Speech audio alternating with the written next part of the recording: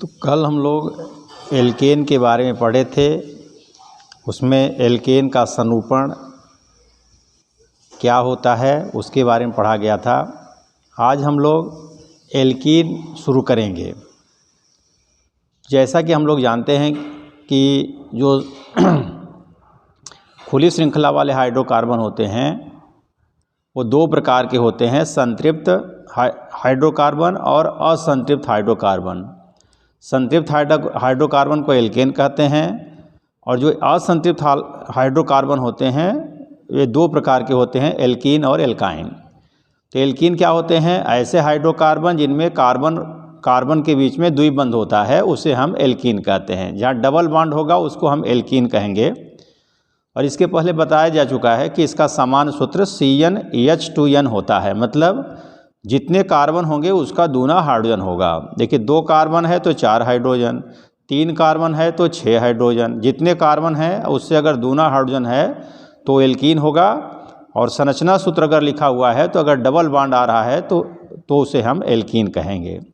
अब इसका हम लोग नामकरण कैसे करते हैं? जैसे यहाँ पर उदाहरण एल्कीन का दिया गया था, इसको हम बोलते हैं एथीन, इसको कहते हैं प्रोपीन। IUPAC नामकरण में हम लोग इसके बारे में नामकरण के बारे में पढ़ चुके हैं, लेकिन आपके पाठ्यक्रम में है कि एल्कीन का नामकरण अलग से पढ़ना है। तो इसमें देखिएगा, पहले हम कार्बन की संख्या देख लेते हैं कि किसी भी एल्कीन में कार्बन की संख्या कितनी है और वह किस एल्केन का व्युत्पन्न है। तो जितने कार्बन होंगे उसके आधार पर एल्केन ALKANE एल्केन में से N हटा देते हैं और N हटा करके हम इन जोड़ देते हैं तो एल्कीन का नामकरण हो जाता है। जैसे यहाँ पर देखिए कार्बन की संख्या 2 है, कार्बन की संख्या 2 है तो एथेन का भी उत्पन्न माना जाएगा। एथेन में से N हटाकर इन जोड़ देंगे तो एथीन हो जाएगा। इसमें कार्बन की संख्या 3 है तो प्रोपेन का भी उत्पन्न होगा, N हटा करके इन जोड़ देंगे तो नाम हो जाएगा प्रोपीन। उसी प्रकार से इसमें जब नामकरण हम लोग करते हैं तो कार्बन की संख्या जब 4 या 4 से अधिक होता है तो अंक का भी प्रयोग करते हैं, क्योंकि 4 कार्बन या 4 से अधिक कार्बन होने पर द्विबंध की स्थिति बदल सकती है। जैसे यहाँ पर देखिए कार्बन की संख्या 1 2 3 4 तो 1 2 3 4। तो यहाँ पर हम देख रहे हैं दूसरे कार्बन पर डबल बॉन्ड आ रहा है, इसलिए इसको हम कहेंगे 2 ब्यूटीन। अब देखिए कार्बन की संख्या 4 होने पर पहले कार्बन पर भी डबल बॉन्ड आ सकता है। जैसे यहाँ पर देखा जाए CH2 double bond CH, single bond CH2, फिर सिंगल बॉन्ड CH3। तो इसमें भी देखिए कार्बन की संख्या कितनी है? 4 है, 1 2 3 4। लेकिन यहाँ पर पहले कार्बन पर ही डबल बॉन्ड आ गया तो इसको हम कहेंगे 1 ब्यूटीन। तो देखिए ये और ये दोनों एक ही हैं और सूत्र समान हैं, परंतु डबल बॉन्ड की स्थिति बदल गई। इसको कहेंगे हम 1 ब्यूटीन और इसको कहेंगे हम 2 ब्यूटीन। और मान लीजिए कि अगर किसी एल्कीन में 2 डबल बॉन्ड आ जाए, एक आएगा तो खाली हम इन जोड़ते हैं, जैसे एथीन, प्रोपीन, ब्यूटीन, पेंटीन ऐसा बोलते हैं। लेकिन अगर डबल बॉन्ड आ जाता है तब उसका नामकरण हम लोग कैसे करते हैं? तो एक बार देखा जाए, जैसे यहाँ पर 1 2 3 4 कार्बन की संख्या 4 है तो ब्यूटेन का भी उत्पन्न होगा। और यहाँ पर पहले कार्बन पर भी डबल बॉन्ड है और तीसरे कार्बन पर भी डबल बॉन्ड है, इसलिए इसका नाम जब नामकरण करेंगे तो ब्यूटेन 4 कार्बन है इसमें हम लोग लेंगे ब्यूटेन। अगर एक रहता, एक डबल बॉन्ड होता तो ब्यूटीन बोल देते थे, लेकिन यहाँ पर 2 डबल बॉन्ड है इसलिए ब्यूट लिखने के बाद पहले कार्बन पर और तीसरे कार्बन पर आपका डबल बॉन्ड है, इसलिए 1 3 और एक डबल बॉन्ड होता है तो इन बोलते हैं, तो 2 डबल बॉन्ड है तो डाई इन बोलेंगे। और 1 3 क्यों लगाया गया? क्योंकि पहले कार्बन और तीसरे कार्बन पर आपका डबल बॉन्ड है, इसलिए इसका नाम हो जाएगा ब्यूट 1 3 डाई इन। अब ये तो नामकरण की बात हो गई। अब थोड़ा सा देखेंगे कि जैसे एल्केनों में हम लोग समझौता पढ़े थे तो एल्केन में 2 प्रकार के समझौता था, एक आपका श्रृंखला समझौता, दूसरा स्थान समझौता। लेकिन जब एल्कीनों की समझौता हम देखते हैं तो इसमें 3 प्रकार की समझौता पाई जाती है, श्रृंखला समझौता, स्थान समझौता और ज्यामिति समझौता। इन समझौता के बारे में हम लोग पढ़े थे। देखिए श्रृंखला समझौता या स्थान समझौता क्या होता है, इसकी परिभाषा आपको बता दिया गया है एल्केन वाले में। लेकिन हम एल्कीन में अगर श्रृंखला समझौता देखेंगे तो यहाँ पर कैसे एल्कीन जो है श्रृंखला समझौता प्रदर्शित करता है। तो यहाँ पर क्या होगा, एल्कीनों के कार्बन श्रृंखला में जब अंतर होता है, भाई एल्कीन तो होगा लेकिन उसके श्रृंखला में अंतर होगा, तो उसे हम कहेंगे श्रृंखला समझौता। तो यहाँ पर देखिए ये आपका है, और हम लोग जानते हैं कि समझौता जो है जिन यौगिकों में पाए जाते हैं वो क्या होते हैं, एक दूसरे के समावयवी होते हैं, मतलब उनका अणुसूत्र समान होता है परंतु संरचना सूत्र भिन्न भिन्न होता है, तो उनको हम समावयवी कहते हैं और इस घटना को समझौता कहते हैं। तो यहाँ पर देखिए जैसे उदाहरण लिया गया, देखिए 2 ब्यूटीन और यहाँ पर 2 मेथिल प्रोपीन, अगर पूरा देखा जाए तो दोनों के अणुसूत्र समान हैं। देखिए C4H8 कार्बन की संख्या 4 और हाइड्रोजन की संख्या 8 यहाँ भी है, कार्बन की संख्या 4 और हाइड्रोजन की संख्या 8 यहाँ भी है।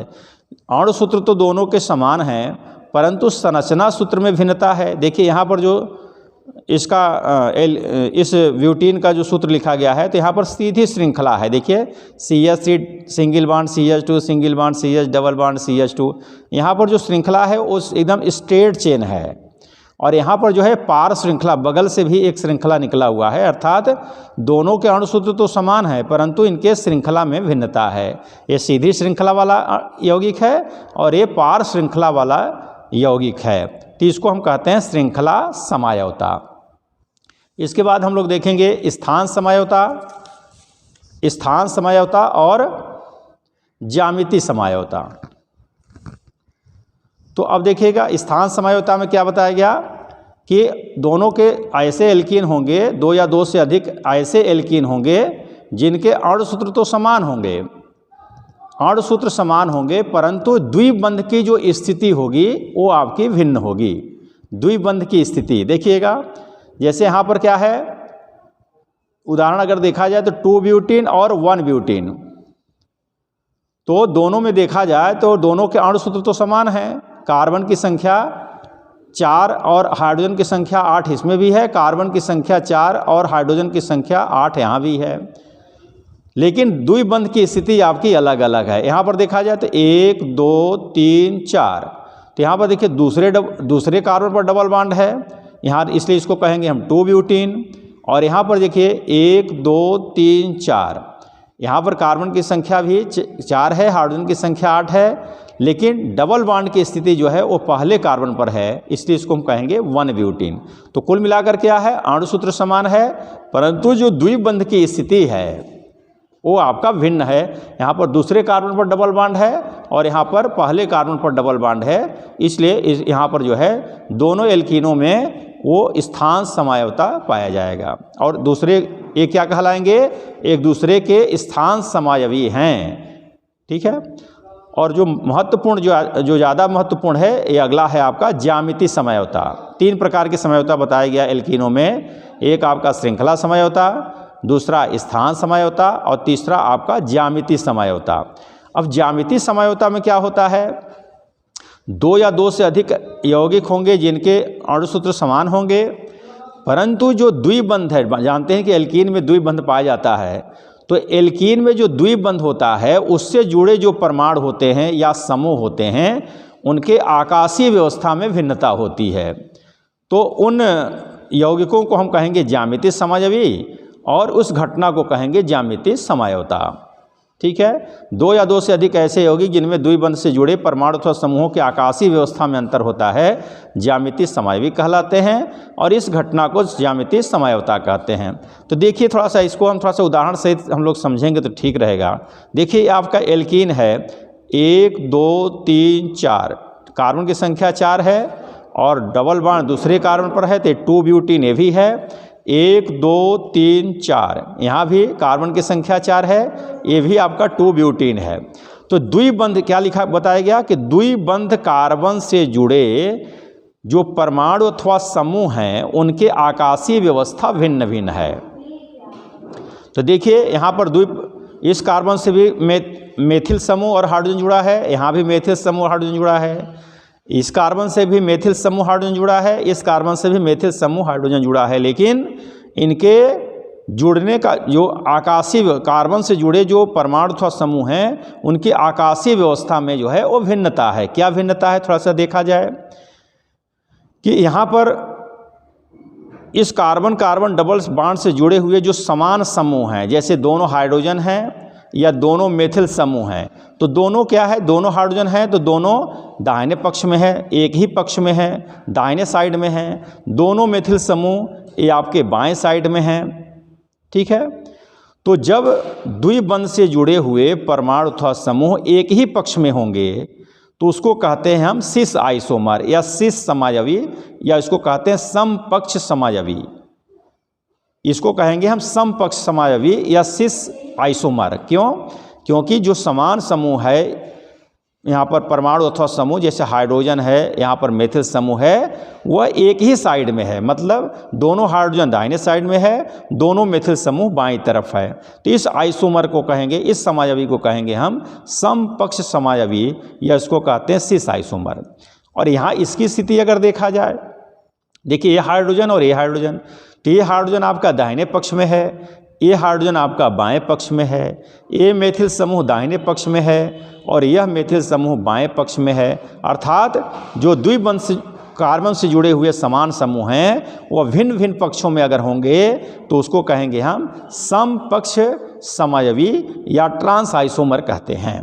तो देखिए अभी बताएगा कि 2 ब्यूटीन और ये भी 2 ब्यूटीन है, लेकिन यह क्या है, सिस आइसोमर है, और ये आपका क्या है, ट्रांस आइसोमर है। सिस आइसोमर क्यों है? क्योंकि समान समूह एक ही पक्ष में है। ट्रांस आइसोमर क्यों है? क्योंकि समान समूह भिन्न भिन्न पक्षों में हैं, इसलिए इसको हम कहेंगे ट्रांस आइसोमर। इसलिए जब नाम इसका लिखा जाएगा तो कहा जाएगा ये क्या है, सिस 2 ब्यूटीन है, और ये क्या है, ट्रांस 2 ब्यूटीन है। ठीक है, तो इस प्रकार से आप जब इसको आप देखेंगे तो मैंने यहाँ पर समझा दिया, उसी के बारे में यहाँ पूरा ये लिखा गया है। इसको आप समझते हुए और इस चीज़ को आप लोग लिखेंगे, इसको याद करेंगे, और ठीक लगेगा तो उसको हम कुछ कमेंट भी करेंगे और सब्सक्राइब करेंगे। अपने कॉपी पर लिख करके इसका नोट्स बनाएंगे और याद करेंगे। परीक्षा की दृष्टि से बहुत ही यह महत्वपूर्ण है। धन्यवाद।